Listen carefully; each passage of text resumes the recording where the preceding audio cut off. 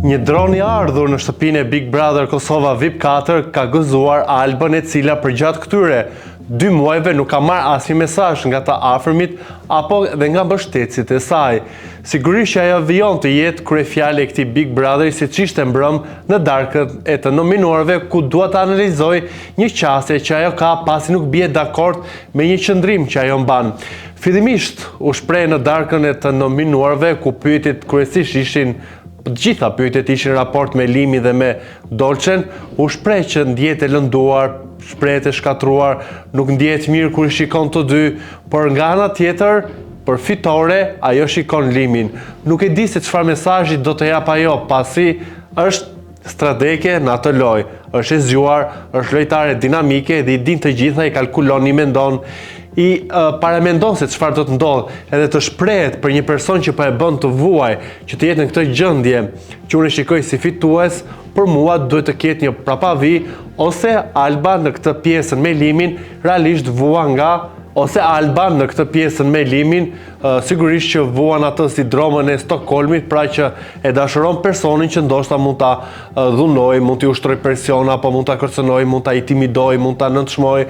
Po shtoroj të gjitha këto që Alba shpreh në shtëpinë e Big Brother dhe në të tjerët i kemi parë përgjatë qëndrimit të Limit. Nga ana tjetër, sa i përket Dolçes, është shprehur që nuk është xheloze, por për të ka përgatitur diçka. Thuhet se hakmarrja më e mirë shërbehet e ftohtë. Besoj që Alba nuk e haron të gjithë agresionin që ju vërsulla së kohe Dolçe, vetëm pse spërkati me ujë Alba dhe ajo e shtriu për tokë, i gjuajti dhe vëllai i madh ja fali, siç ja fal çdo gjë që bën atë shtëpi Dolçe jon, e cila e ka kthyer këtë Big Brother Kosova sikur të jetë Big Brother VIP Brazili, duke mos u hallakatur të përqendrohem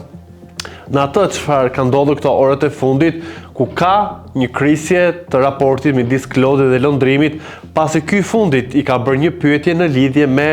seksualitetin e tij. Nuk ka faj, se çdo banor që është futur në atë shtëpi, edhe Toni që u rikthye, akuzoi Klodin që po luar me biseksualitetin, ishte Labinot Rexha, por edhe banorja e fundit Aurora në një bisedë që kishte me Londrimin i ka thënë që ju të dy jashtë mund të shikoheni si dy gay. Dhe kjo gjë nuk është se e ka shqetësuar deri më tani Londrimi, por erdhi pika që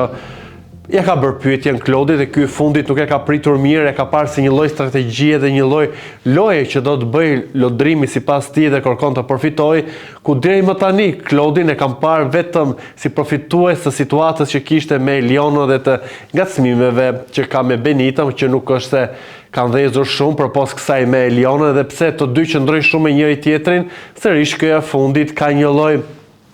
meraku, ka një lloj pikpyetje, ka një lloj akuze që ti më përdor, ti e kish përdore, por sot në një bisedë me Hygertën, Klodi tregoi për herë të parë që ai e ndjen këtë dhimbjen e Elionës që nuk e ka nënën, që po rritet pa nënë, pasi edhe motra dhe vëllezërit edhe le të themi pjesëtarët e tjerë të familjes së Klodit janë me një nën tjetër, ky është me një nën tjetër, pra e ka treguar në nxëja tregoi Hygertës, kjo ishte ajo pjesa që ai ka ndier këtë lloj dëmshurie, se ka parë motra vëllezit çfarë ka ai, se nuk e di saktësisht çfarë ka, dhe prandaj është afruar, por padyshim ka qenë një lloj provokimi që ka arritur deri diku. Dhe duke u rikthyer tek Alba, ajo e shpjegoi të gjithë situatën ku ndodhet, që Limin e shikon si lojtar brenda asaj shtëpie, duke mos hequr edhe ndonjë pikpyetje që e gjitha mund të jetë një lloj skenari për ta paraqitur Albën tek sytë e publikut, një lloj viktime, pasi publiku ka qenë deri diku paksa i acaruar me ato ndërhyrjet e shpeshta që bën Alba në përprajme apo për të zjatën e argumenteve që i ka të plota, të shëndetshme, dhe i vendos pikat mbi i, po thjesht që stërzjatet, por nga ana tjetër unë e kuptoj dhe e kam parë këto ditë shumë të shkatruar në portret, shumë të lënduar, dhe sado që mund të themi është një lojë, realisht ajo ka një lloj feeling, ka një ndjenjë, ka një trishtim, ka një lëndim, ka një trasti, dhe këtë gjë është shprehur që ta bëj pa u sqaruar me mua deri në pikën e fundit të krijoj një lloj raporti, këtu e kisha për Limin dhe me Dolçen, në sytë e saj nuk është e lehtë që të jetoj këtë realitet që është një lojë ku duhet të mbaj lojën, por duhet të mbaj edhe personi që ajo dashuron, që thotë do të jetë i paharrueshëm në jetën time dhe e shikon si njëri të rëndësishëm në jetën e saj që të ketë në krah dikë tjetër. Dhe kemi parë të gjitha filma që ka bërë Limi me Dolcen. Por a do t'jetë karta Limi ajo që do ta çojë Albën drejt fitores? Deri më tani shumë personazhe të tjerë kanë dalë në mbrojtje të Albës, dhe ato që kanë qenë në formatin Ferma VIP tregojnë që Alba ka të drejtë, që kanë ndjenja për Limin, është sinqert, sikurse edhe brenda shtëpisë banorët janë ndarë në mëdyshje dhe vijon kjo situatë që të bërthej të gjithë shtëpinë dhe të marrë vëmendjen kudo në për emisione flitet për Albën, e cila është padyshim një kryefjalë, e të tjerat diskutohen pak, jo aq shumë sa ajo. Sa kaq sonte është një prime ku presim ndoshta një kuti Pandore, duhet një lloj televotimi kokë më kokë. Deri më tani televotimet kanë qenë shumë limonate dhe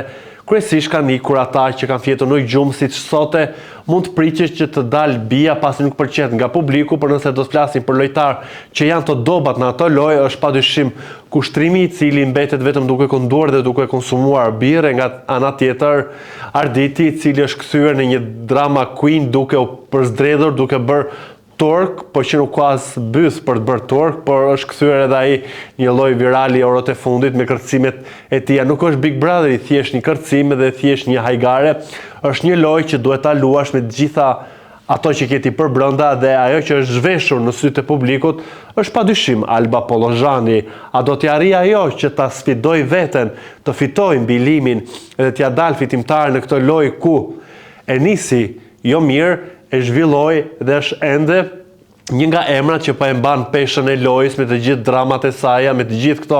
intrigat që e cilëson dhe me të gjithë mosmbështetjen femërore nga ana e Dolcit që e ka cilësuar duke paralajmëruar se do të ketë diçka për të dhe do ta surprizoj kur të vi momenti, edhe pse shpreh që nuk është xheloze, sigurisht që hakmarrjen do t'ja bëj si Alba me Dolcen, thjesht duke ndjer një lloj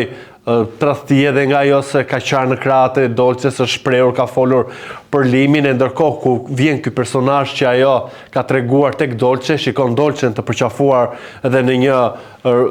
romancë me të, në një flirt i cili është kthyer alla Brazil, sigurisht që ndjehet e lënduar, shkatruar, siç u shpreh edhe mbrëm në darkën e të nominuarve, ku ishte më ndryshe, ishte më zonjllok dhe kishte një lloj veshje që në sytë e Limit e shikonte kështu, kur Ludoli, i cili vijon ende të shkel çdo normë njerëzore duke e cilësuar Albën si femër që nuk ka moral, ndërkohë edhe kur u fut në shtëpinë e Big Brotherit e quajti psikopate Alba. Nuk ja harron këto gjëra, ja përmendi edhe këto orët e fundit, e sigurisht një person që ka këtë lloj gjuhë që unë shikoj shumë seksiste dhe shumë maskiliste dhe lënduese për gratë, nuk e ka vendin në një shtëpi si Big Brother ku duhet të japim në fund të ditës edhe mesazhe pro dhe mesazhe që kanë vlerë. Do doja të dija mendimin tuaj fillimisht për këtë raport që do të ketë Alba në shtëpi, a do t'ja dalë ajo të fitoj sfidën ndaj Limit dhe sfidën ndaj Big Brotherit për të fituar këtë format, dhe nga ana tjetër kush do të fitojë nga kjo treshje, Klodi, Lëndrim dhe Eliona. Por më kryesorja është i bëni edhe subscribe kanalit ton Koajo në YouTube.